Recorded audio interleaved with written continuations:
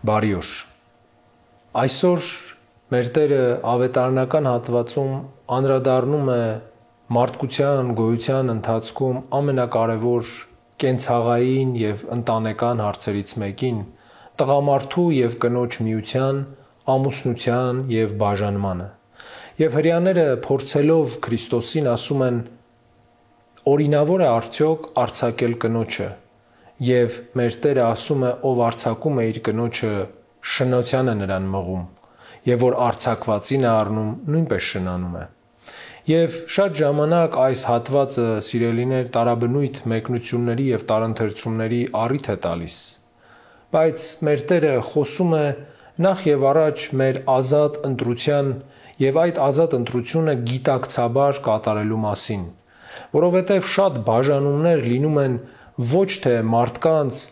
կրոնական հավատքի ձգտումներից ելնելով, որովհետև եթե մարդը փնտրում է կողակից, որը կկիսի նաև իր արժեհամակարգը, որը կկիսի նաև Աստծո հանդեպ իր հավատքը և իր նպատակները, բաժանումներ գրեթե չեն լինում, այլ լինում են, որովհետև շատերը կողակից են փնտրում հաշվի առնելով բավականին այլ ցուցիչներ՝ արտաքին տեսք, նյութական բավարարվածություն, հասարակական դիրք,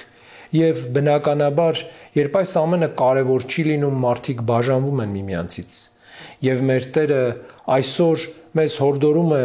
որ ընտրենք այնպիսի մարդկանց մեր կյանքի կողակիցներ, ովքեր կարող են նպաստել մեր փրկությանը, ովքեր կարող են մեզ ավելի լավը դարձնել, որովհետև կինը տղամարդու համար և տղամարդը կնոջ համար փրկության միջոցներ են, որոնք կարող են ծառայել իբարս մեր Տեր Հիսուս Քրիստոսի։